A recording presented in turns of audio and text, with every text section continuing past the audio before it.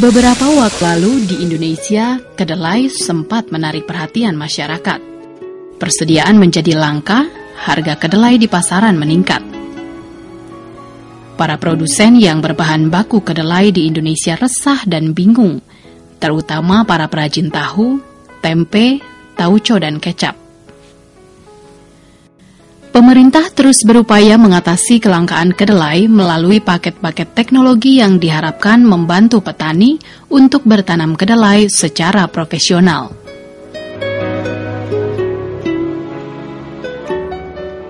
Kemudian memfokuskan perhatian terhadap galur-galur unggul kedelai yang dapat ditanam mengacu kepada konsep tradisional masyarakat setempat yang memanfaatkan mulsa jerami untuk menjaga kelembaban tanah dan mengurangi penguapan air yang sering terjadi di lahan kering, dan banyak lagi paket teknologi dengan tujuan meningkatkan produksi kedelai lokal. Paket-paket teknologi itu pun belum mampu memenuhi target produksi yang diharapkan pemerintah. Hasilnya tetap saja belum bisa mencapai target yang dicanangkan, yaitu 2-2,5 ton per hektar, dan masih bermain dengan angka berkisar 1,2 sampai 1,5 ton per hektar. Pemerintah memang telah berusaha untuk memenuhi kebutuhan dalam negeri sebesar 3 juta ton per tahun, sementara produksi dalam negeri hanya mencapai 1,9 juta ton per tahun. Maka 60% kedelai Indonesia dipasok atau masih diimpor dari luar negeri. Membangun kedelai nasional memerlukan koordinasi semua instansi secara terpadu dan profesional, menyamai produksi yang dihasilkan Amerika dan Australia. Upaya maksimal telah dilakukan dengan memunculkan varietas unggul kedelai baru yang diluncurkan Departemen Pertanian dengan 9 galur yang kualitasnya sama dengan biji kedelai import dalam tekstur dan ukuran. Lembaga Ilmu Pengetahuan Indonesia, LIPI, bahkan telah menghasilkan sejumlah penelitian yang dapat diaplikasikan kepada masyarakat, yaitu teknologi inersi mikroba potensi ke dalam biji kedelai. Alam Indonesia memiliki keanekaragaman mikroba yang sangat besar, namun baru sedikit saja kekayaan alam mikroba yang termanfaatkan. Sejak puluhan tahun lalu, LIPI telah melakukan penelitian yang memfokuskan pada kegiatan pengumpulan mikroba tanah potensi, kemudian men-screeningnya. LIPI telah memiliki sejumlah mikroba potensi yang mempunyai kemampuan mendukung pertumbuhan tanaman, seperti bakteri penambat nitrogen Rhizobium yang hidup secara simbiosis mutualistik dengan tanaman kedelai.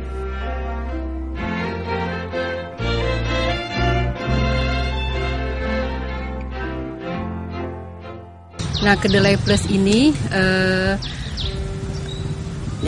pada prinsipnya adalah benih kedelai yang dibekali dengan mikroba potensi, yaitu mikroba penambat nitrogen yang diambil dari alam Indonesia, kemudian dimasukkan ke dalam benih. Nah, dalam keadaan ini kedelai akan tumbuh dan akan hidup bersama dengan mikroba tersebut, dan mikroba tersebut akan melaksanakan proses penambatan nitrogen secara hayati, Rhizobium, dan itu adalah salah satu koleksi unggulan dari LIPI yang dengan nama BTCCB 64 yang ditemukan oleh para peneliti LIPI sebelumnya dan dikembangkan melalui teknologi. Uji kemampuan mikroba potensi di laboratorium diawali dengan proses sterilisasi, inokulasi, dan inkubasi dari bintil akar tanaman kedelai yang diambil dari tanaman kedelai LIPI di Kabupaten Sukabumi, Jawa Barat.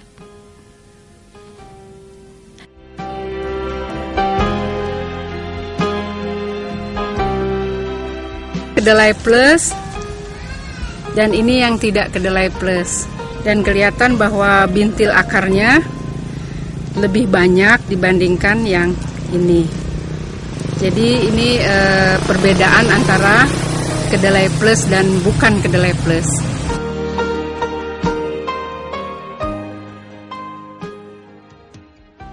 Aplikasi bakteri Rhizobium kepada benih kedelai biasanya dilakukan dengan mencampurkan kultur bakteri dengan bahan pembawa tanah gambut atau bahan pembawa lainnya seperti pasir atau tanah. Meski dalam pelaksanaannya banyak kendala yang dihadapi sebagai akibat kurang dimengertinya karakter dari makhluk hidup yang tidak dapat dilihat mata kasat. Teknologi insersi mikroba potensi ke dalam biji kedelai, maka sel bakteri Rhizobium akan mengisi rongga-rongga udara yang ada dalam benih dan bakteri tersebut akan tetap hidup tanpa terganggu oleh faktor lingkungan di luar biji.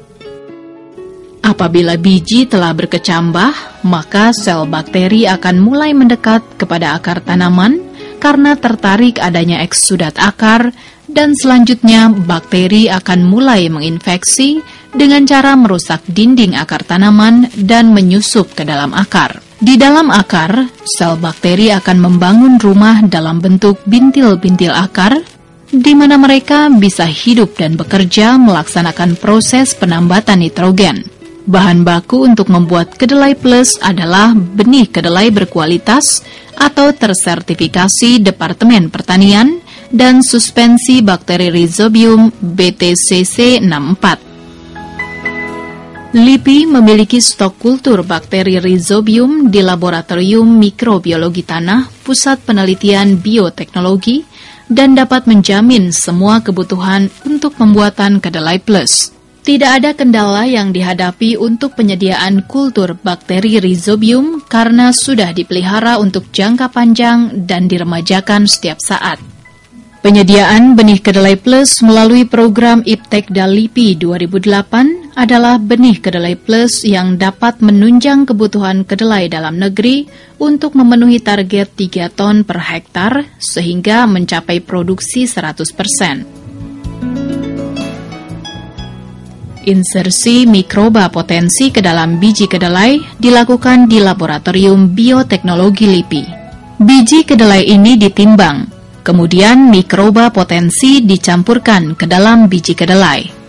Sebelum dicampur, homogen di alat insersi terlebih dahulu diaduk-aduk sampai rata dengan tangan. Setelah itu, kedelai yang telah mendapat insersi mikroba potensi dan tercampur rata dengan baik, diaduk-aduk dengan mesin insersing agar mikroba potensi itu masuk ke dalam biji kedelai secara merata dan sempurna.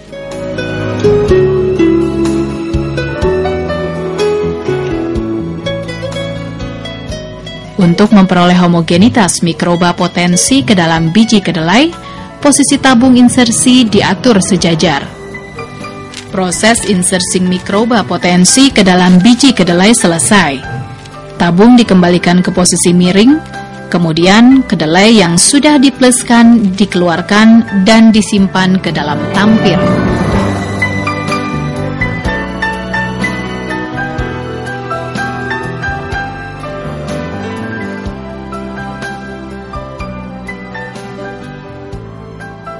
Kemudian barulah dimasukkan ke dalam karung untuk memenuhi kebutuhan para petani kedelai yang akan menanam kedelai di lahan pertaniannya. Benih-benih kedelai plus LIPI mulai diperkenalkan kepada para petani kedelai dan ditanam di Kabupaten Sukabumi.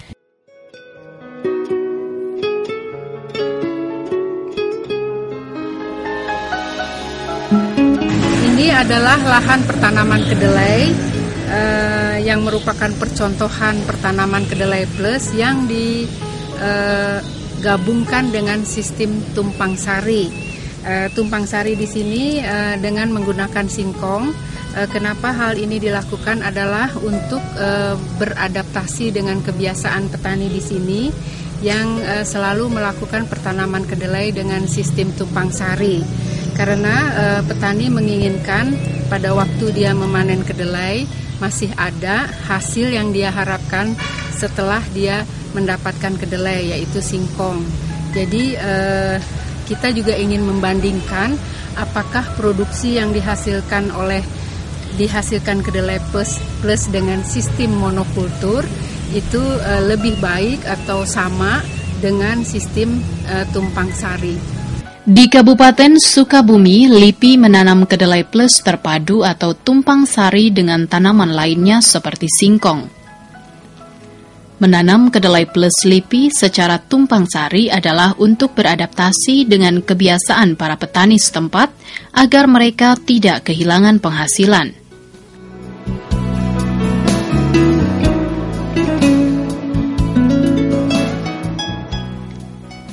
Biasanya setelah panen tanaman kedelai, kemudian mereka selanjutnya panen singkong. Pola menanam kedelai plus secara tumpang sari maupun monokultur adalah untuk membandingkan produksi yang dihasilkan. Produksi kedelai plus yang dibuat dengan program IPTEK dan LIPI akan mengurangi biaya pembelian pupuk kimia dalam jumlah besar karena kebutuhan tanaman akan unsur nitrogen telah dipenuhi oleh kerja mikroba yang dapat menambat nitrogen dari udara bebas.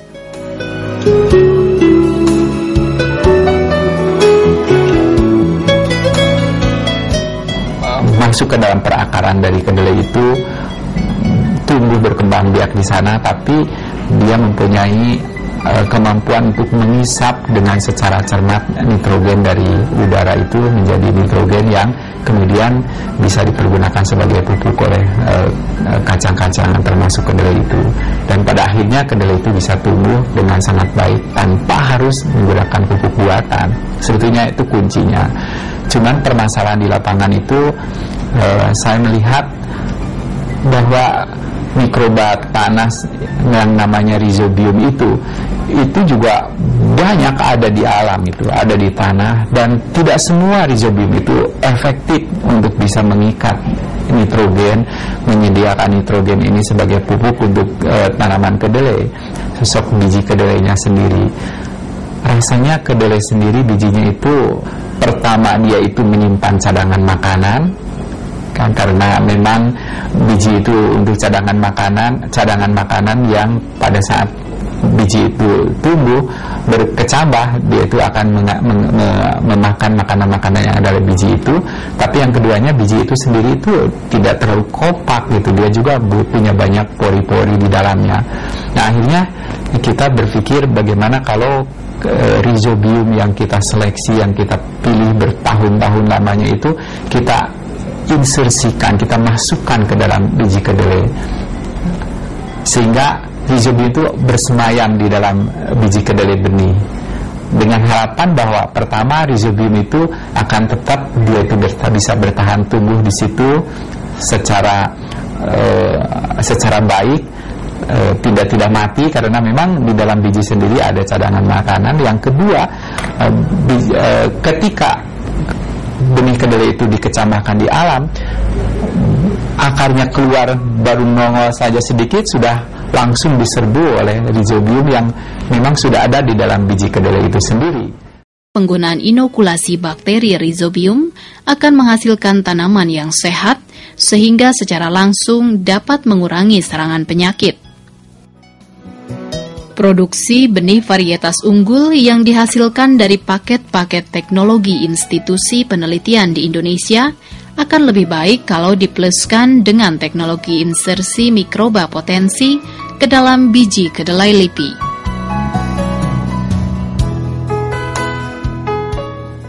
Menanam benih kedelai plus LIPI berharap para petani akan memperpanjang rantai ekonomi masyarakat dengan rata-rata produksi yang dihasilkan 2 ton per hektar.